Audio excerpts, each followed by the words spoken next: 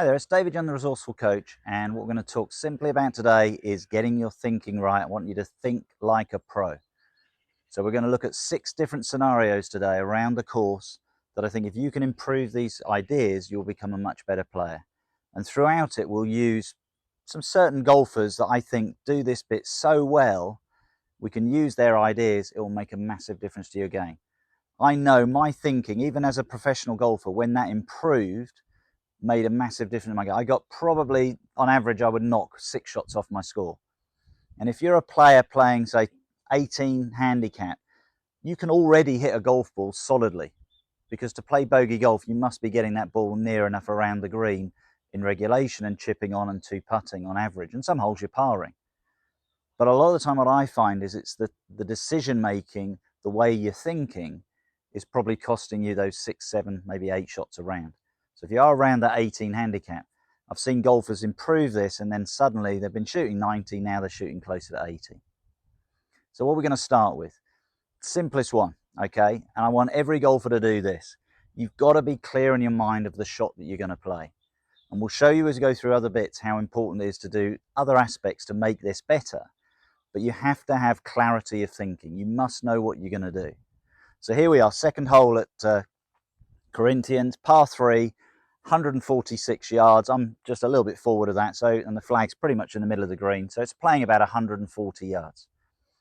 And when I turn up to any golf shot, my eyes will be drawn to everything around the shot. Okay, and what I mean by that is I'll see there'll be trees on the left, I'll see there'll be trees on the right, I'll see there'll be trees behind. But what I'm looking at now is taking that all into consideration, but now I'm thinking about the shot that I want. That's the first thing I want you to do. When you turn up to any shot, doesn't matter what it is, whether it's a 6-foot putt, 140-yard shot into a par 3, a drive, is think about ultimately what do you want? What are you looking to do? And then have clarity in your mind of what you're going to do. So if I was going to play this shot, the way the wind is today, this is just a smooth 7-iron for me today because the wind's slightly into my face. And this next bit is really important. You've got to be happy with what you're doing. And we're going to go through some other bits that will make this better as we go through this video. But if you come into a shot and you've sort of set yourself up, and for any reason your mind starts to wander, maybe gets negative, oh, I don't want to pull it into the trees, I don't want to do this, your clarity is now blurred. It's not good. So the chances are you're not going to get the result that you want. And I don't want to slow play up with what I'm about to say, but if it feels totally wrong, walk away, start again. Go back, clear your mind, clarity of what you want to do. This is number 1, clarity of the shot. Walk into the shot, be clear in your mind. There's a tree behind the green, I'm aiming at that. Everything is focusing on that. That's the line I want to hit it on. From there, make a good swing. And I know I can play better shots than that, but I'm going to be on the green. So I'm quite happy with that. So number 1, very, very simple. Be clear in your mind what you're going to do. As I call it, clarity. It's not positive thinking, it's clear thinking. That's your first thing you've got to be able to do. So here's our second scenario, and we're going to use probably, I think, the greatest thinker on a golf course and use his idea to help you out. And that player was Jack Nicklaus.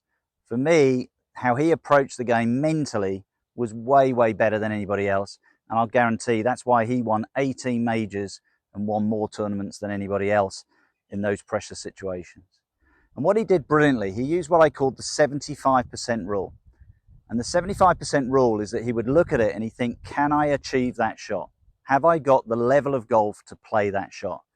And this is the shot I see a lot of the time on the golf course, where higher handicap golfers, they know they can maybe hit a shot, they've maybe hit it 10% of the time. They get to the golf course and think, I should be able to do that now. Now, if it's the last hole of a match and you're 1 down, maybe take it on.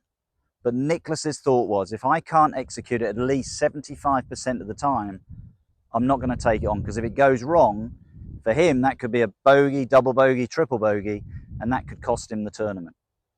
So we're looking at a shot here. Hopefully you can see from the camera, we're going down. This is the 3rd hole at Corinthians. I've left myself 189 yards to that flag on the green, and there's a pond in the way.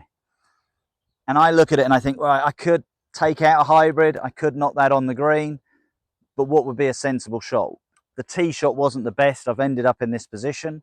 what would be a good result on this hole? Well, I'd love to make a par. And if I think I can take that shot on and carry the water, then it's worth it. Okay, if I can do it at least 75% of the time. But if I can't, get rid of that club. Don't get caught out by that shot. Think to yourself, because the tee shot maybe wasn't the best, maybe a bogey's okay here. So I'm just going to take a pitching wedge and I'm going to execute the shot down. And I know I can execute this shot well over 75% of the time. So straight away, I'm mentally in a much better place. I might be fighting that little bit of myself thinking, I want to go for it. But I know the worst case scenario, if I hit the wedge down there, I'm going to make a bogey. And that's probably what the tee shot deserved. So that's okay. So we use this 75% rule. Guarantee 75% of the shots you're taking on, you know you can execute. On this occasion, I'm just going to take my wedge, put it down, short of the pond.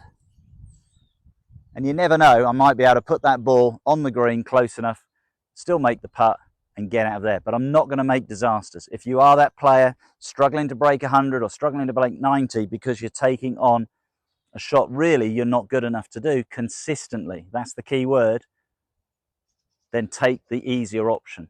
Get it into play. I've left that now 30 yards short of the water. I've got a 50, 60 yard pitch up to the flag. I've got a few of them up and down over the years that I've played golf, so I may still be able to do that.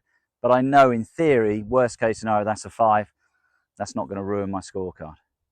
And that's what I'm trying to get you to understand. Start thinking better, make a difference. So use the Nicholas 75% rule. If you can't achieve it at least 75% of the time, don't take the shot on. But here's the next bit. If you then in time think, well, I want to be able to take that shot on, go down the practice ground, develop that skill. And if you do, maybe 6 months down the line, this shot won't be a problem with the hybrid and you can knock it on the green. So here's our third scenario, and we're going to use probably one of my biggest heroes, Seve, as a way to learn how to play this shot. And it's understanding the different lie that you've got. And we're not going to talk about playing out of rough. We're going to talk more about the slopes that you're playing off. And the biggest thing I see, especially around here at Corinthians, we're quite a slopey fairway golf course, but we have a lot of holes where we're on a bit of a downhill lie. And I always remember seeing an interview with him talking about how he would chip around the greens and how he would work on that. And what his brain would look at, he would love to always play a pitching wedge. Now, back when they did this interview, a pitching wedge was probably around about 50 degrees, a bit more like a gap wedge. And he liked to see the flight of that shot. He knew how to control that distance.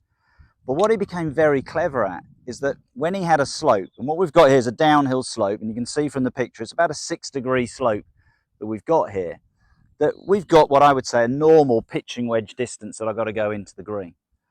But what would happen is, what we would always encourage you guys to do is that you would always get your body going with the slope. So what I mean by that, we've got a 6-degree slope going this way. We would always look to get our body going at the angle also at 6 degrees. Now what that would do to your golf club is it would change the golf club from that's its natural loft. Let's bring this a bit closer to the camera. That's its natural loft. If we go 6 degrees, I've knocked 6 degrees of loft off this club. So the height that I would expect to go, it's going to go a little bit lower. The chances are it'll go a little bit further, and I'm now not going to get the result that I want.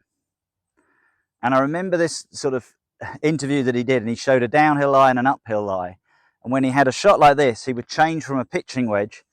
Back then, it would have been a sand wedge, okay? He would go more to sort of that club. Because as he takes the loft off that sand wedge, it's going to become a pitching wedge. Okay, that's the key thing. So in this situation, my pitching wedge now is around about 45 degrees. I've gone to my 50 degree, 51 degree gap wedge. It's going to become my pitching wedge.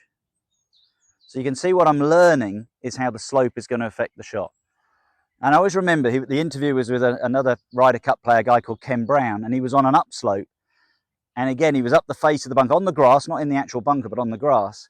And he said, what are you going to use from here? He said, I'm going to use a 7-iron. Because now the slope had gone that way, he knew the 7-iron would become more lofted. If he goes with the slope, it would become a pitching wedge again. So see how simple he made it. He was making every shot in his mind come in like a pitching wedge. He knew how that was going to react. It didn't matter if he was on a flat lie, pitching wedge. Downhill lie, he'd go to a sand wedge. It would become a pitching wedge. Severe uphill lie, 7-iron would become a pitching wedge. Look how simple he's making it. Now for me, the biggest thing I see is golfers will come to this hole. This is the third hole again. I'm on the slope coming up to the green over the water. And people don't see that this is downhill. They see it as one thing, ball slightly above their feet. But the downhill aspect is more important. Because what I see now, we've got a pond in our way, is the golfer initially will do what I want, is they'll lean this way, but their brain says I've got to help the ball up. And as soon as you help the ball up, you're going to hit more the middle of the ball. You're going to get a shot that do that, and now all of a sudden, that golf ball's in the pond. Okay, I've got a penalty shot to get it out of the water. Still got to chip it over the water, so I really haven't got rid of the problem. So the important thing to understand is to get your angles with the slope, but you've got to see it to start with. That's the big thing, okay? You've got to see those slopes and how that's going to affect your ball flight. So now, as I said, I've changed the club so it still works out as a pitching wedge. My weight goes on my lower foot on this shot, so just the technique of the shot. The ball position now can be central to slightly higher foot. So if you ever forget the routine of this, think, where's my weight going? Lower foot, ball favour middle to the opposite foot. You never want to put the ball forward. You put the ball forward there, look how far you've got to get to it. It's not going to work. That's so simple just to put it back. If I now swing down the line of the slope, I'm going to get a pitching wedge flight from my gap wedge. I'm going to get a result. All of a sudden now, I'm over the water, up by the flag. I've given myself probably a 15-footer there to get up and down from this position. So it's so important. We're talking about think like a pro. Seve was probably, and is still, the greatest short game player there's ever been. But he kept it so simple. He wanted to see a very simple flight. He could play other flights. He was a magician around the greens. But he had one flight he would love to have every time. And in having that consistency in his mind, it made it easy. Downhill lie is going to make it go lower. So easy way to remember that. Downhill is going to go down, take more loft. Uphill lie, going to go up, take less loft. And you'll have a lot more success around the greens. Learn from Seve, make a massive difference to your game. So here's our fourth situation, and I would say, if I'm honest, if the player is the world #1 player in the game, this is what he's the best at. And if I look at two players, especially in the last 25 years, who've been brilliant at this, is Tiger Woods and Scottie Scheffler. And it's knowing, again, it's the mental side of the game, it's knowing how far you carry the ball. So out of all the things that we're talking about here, it's probably the one thing a little bit more technical. So what I need you to do is when you go to the practice ground, or more importantly, the golf course, if you hit what is a nice shot into the green and you end up level with the flag, is start to learn, well, where did the ball actually land? Pay attention to your pitch mark. If you watch Scottie Scheffler at the moment, he's our #1 player in the world. Why he is because when he's playing an iron shot into the green, he's very, very rarely wrong with his distance control. And these guys are so good on the direction, he's pretty much guaranteeing he's hitting the green. Even if you watch the sort of second, third player in the world, they're just not quite as good at that particular shot. And when Tiger was at his peak around 2000, I mean, he had the ball on a piece of string. It was just amazing the shots that he played. So knowing how far the ball carries is the most important thing. Have that mental picture, know exactly how far each club carries. And why that's important is because definitely in the UK, our conditions change probably month to month. We're now into autumn, the greens are nice and receptive, we're getting good response, but we go back 2-3 months ago, the ground was a lot firmer, the ball would tend to run on a little bit more. But the only thing you can control is how far the ball is physically carrying. If you can do that, then you're winning. That's what we're looking for as you're playing the shots. And then you've just got to make the adjustment with the conditions underfoot. So we've got a 130-yard shot here, and we're going to show you my pitch marks up near the green later on. But I'm going to play 3 shots into the green. Wind's just picking up a little bit fresh, so I'm going to learn from this, okay? I think this should be an 8-iron all day long up there, okay? Probably on a nice still day will be a 9-iron. I'm going to hit an 8-iron today. And then I'm going to pay attention where I think it's landed, and if I have to change clubs, I will. That's the key thing. So we're going to play a shot, struck that nicely, bang on line. Right, so I can see that ball on the green, and I'm not even going to bother hitting another 8-iron because I can see that's a good 10-12 yards short of my intended target. So what I don't want to do is think, well, I hit that well, oh, I can muscle it up there with an 8-iron. Just learn from it. It's the conditions. On a still day, that might have got to the flag, but we'll show you in a second how far that's short of the flag, show you some pictures, and we'll go through that. We're going to talk through the 3 shots. Okay, so I'm going to straight away change. So let me just get my different club. So I'm just going to learn from that.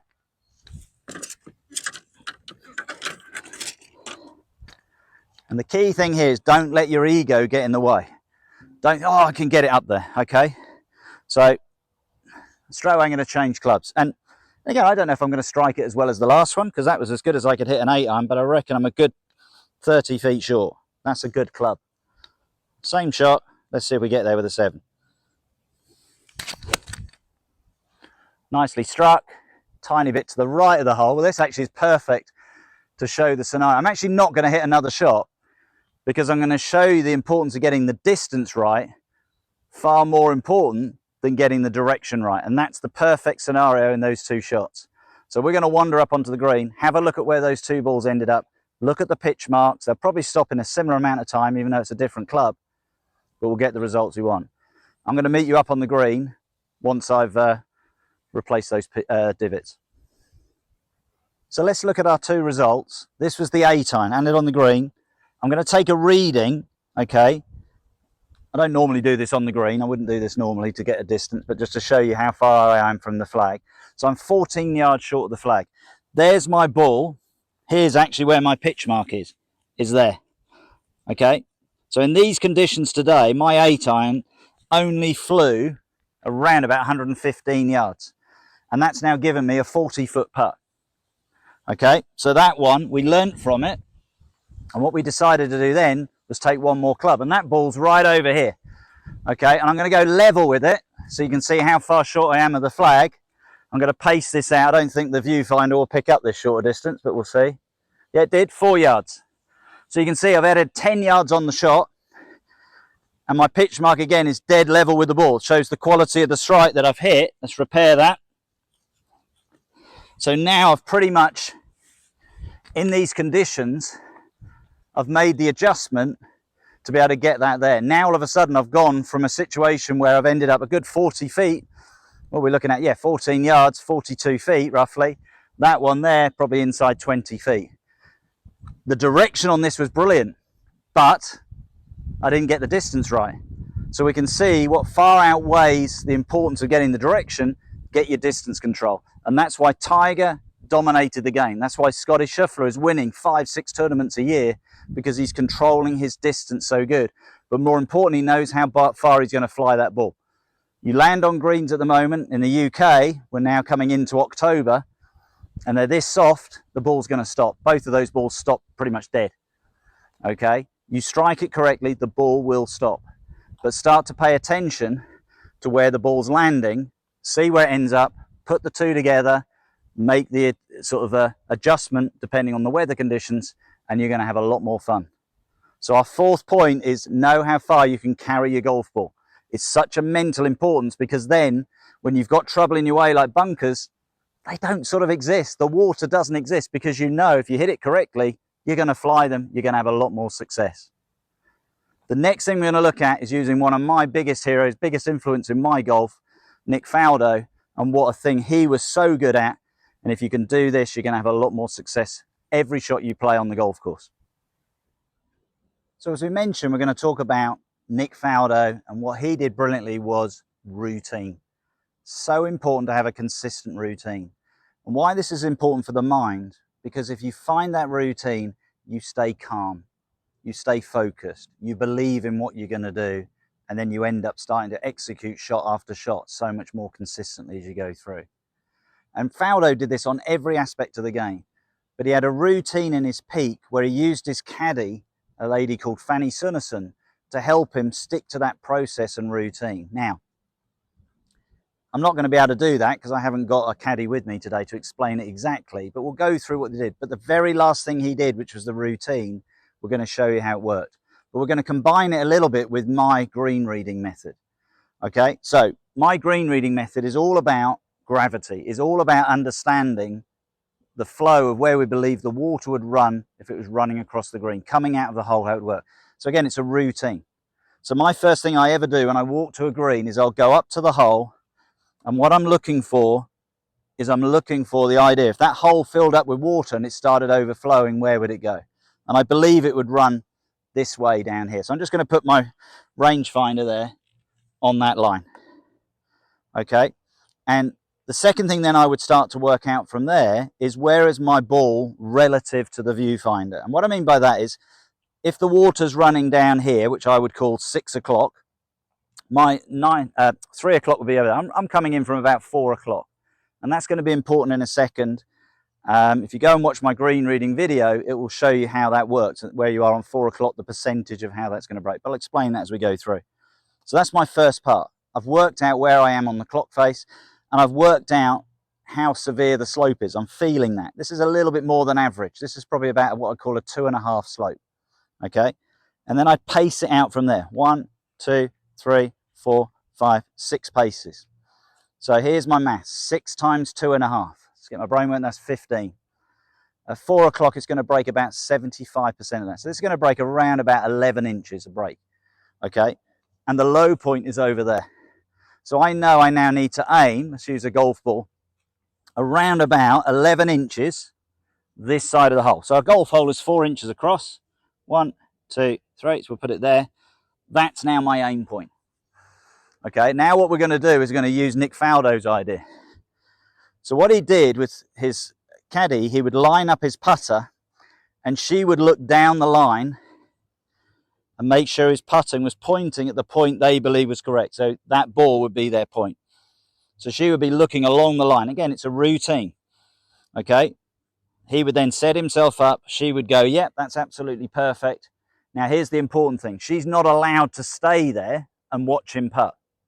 Okay, once they've made that decision and they were happy with that and they felt Nick was aiming where he wanted to go, she had to walk away. Now here was the second part of his routine.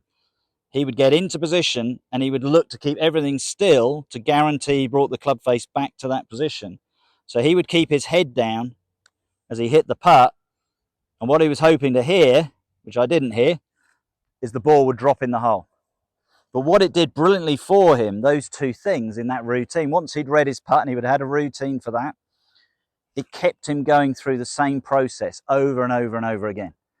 And when it mattered under severe pressure, he knew that routine would work. He knew his technique was good, but that routine would keep him in the right place. So I don't have Fanny Sunesson helping me.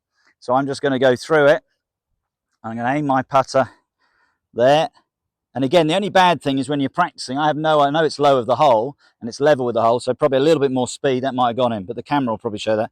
But let's go with Nick's idea. Let's keep the head down to feel like I'm committing to the stroke through. Yep, so that was perfectly on line, but I've come up short. But if I look at my 2 putts, they're not too bad, they're not too far. I'm not going to 3-putt. So if you find yourself getting into that, commit to it, find your routine that works, and as I said, it will calm you down, it will keep you focused, your belief will go higher. Do this with every shot. If you watch the top players, they all do it. I think there was a video years ago with Nick Faldo that showed him hitting a driver and a 9-iron, and he went through the same process as he walked into the ball, and when he hit the driver and they got the video of the 9-iron, there was about an inch difference. His whole process, routine, rhythm, everything was the same, and that's why he was so successful. 6-time major winner. Get into that routine. You just won't make big mistakes. Your mind is in the right place there. Keep the head down. Putt through. What have we done? Yep. I'd take those 3 putts all day long. Give that idea a go. It may not work for you. Find your routine. It'll make a massive difference to your game. We're going to look at one final thing, which is really important, that when you've finished your round, what you need to do. So here's our 6th and final bit of how to think like a pro. And it's have a notebook, have a pen, and when you finish the round, make some notes about that round. Most important thing I need you to do when you finish the round is write down the good things. Okay, there's lots of things out there say, oh, think of your 3 best things you've done in a round, write them down. And that's quite important, but what I would say is if you've done 8 good shots in that round, write 8 things down. Remind yourself of them. What I find really a little bit concerning as I go around with golfers is people can't remember good shots that they've played in previous rounds. And that's such a massive part of your mental process when you're playing. Because if you can't draw on previous experiences, and more importantly, good experiences, it's going to be very difficult to play that shot again. Okay, that's really important. So for me, I've got shots I go back 35 years ago that I can remember that I played with wedges, where I've had visual pictures of players helping me, imagining those shots. So again, we mentioned Nick Faldo earlier. I used to imagine his rhythm, and that helped me tremendously with my wedge shots and my control of distance inside 130 yards. So I can still remember a shot, as I said, 35 years ago, wasn't going to win the tournament, but I'd hit a lovely drive down the last hole. I had about 110 yards into the green. I was just playing a wedge, and I just remembered that routine, that rhythm of Nick Faldo's, and I put it to about 3 feet, made a birdie. I think I shot 2 over for the day. I wasn't going to win a pro tournament doing that, but it still sticks in my mind that I can use that shot. So the player nowadays who seems to have a notebook on everything, I mean, he looks like every shot he's analysing it, is Matt Fitzpatrick. You don't have to be that extreme, but please write down those good shots. And you really need to do 3 things, okay? Write down the hole you did it on, okay? The length of shot you played, the club you played, okay? They're really important that you sort of remember that shot. You go, oh yeah, I hit that lovely 7-iron into so-and-so hole. It's a bit like the 7-iron I hit in this video into this hole earlier when we were talking about getting the right distance. I'm never going to hit a 7-iron better than that, so I might as well remember that. And I've done it today. So if I play tomorrow, I can remember it for tomorrow. But then the key thing then is, as you take it a step further, is what did that swing feel like? What did the shot look like? What did it sound like? And the more you can return these sort of mental pictures in your mind, so you return them for the next round and you get them into your game, it'll make a massive difference to what you're doing, because you're going out there really with a library of shots that you can draw on.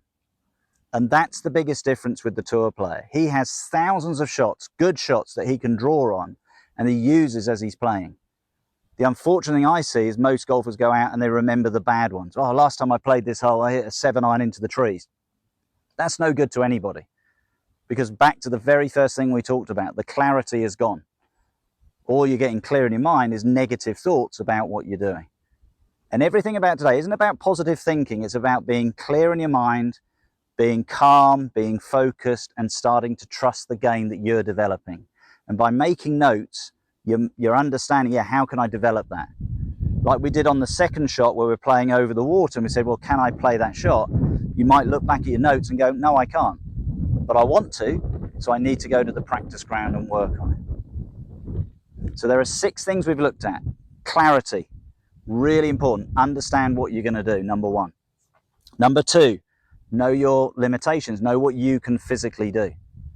3, look at the lie of the ball. So important. It's one of the big technical things. The 2 technical things we talked about were lie of the ball and distance control. But for me, golfers just don't see the lie of the ball. They don't notice it's on a downhill lie. 6 degrees is quite obvious. When it's 2 or 3 degrees, it's a little bit less, but you've still got to sense it. Feel it in your feet. Even as I'm standing here now, I can feel the slope on the green is going that way. Feel it. Okay? Distance control. You saw it. It just happened to work out in my video today, is that I hit one bang on line. It ended up 40 feet away. I got the distance control right. I ended up 20 feet away. Perfect. The Faldo routine. So important. Get into that routine. Because again, that's the thing that keeps you calm. And when you're having that really good day, it feels like it just flows. It just feels like from shot to shot, hole to hole, it just goes into one. Before you know it, you've shot your best round of your life. And then make those notes. So you can then go back to the start again and go out there, know what you can do, know your limitations, and start to progress that game forward as you go through. This is what pros are doing. This is why they're going to the next level. You may not have a swing like a Rory McIlroy or a Scotty Scheffler or Tiger Woods, but you can start to think like them. And if you think like them, you will knock half a dozen, some of you even a dozen shots off your score by getting your mind in the right place. So think like a pro, drop those shots off your score, and you'll have a lot more fun on the golf course. I hope you've enjoyed today's video. Go back and look at the green reading ideas that we went through. Look at some of the other videos that I've done previously, so you understand what to do. But if you've enjoyed it, please subscribe to the channel. Press that little bell so you get notifications. I do a video every Tuesday and Friday, goes out We now have a membership. If you want the videos earlier, you can sign up to be a member to see the videos, and there are a few extra videos there for you. So please do that if you want to. But most of all, share this with your friends, and I look forward to seeing you soon.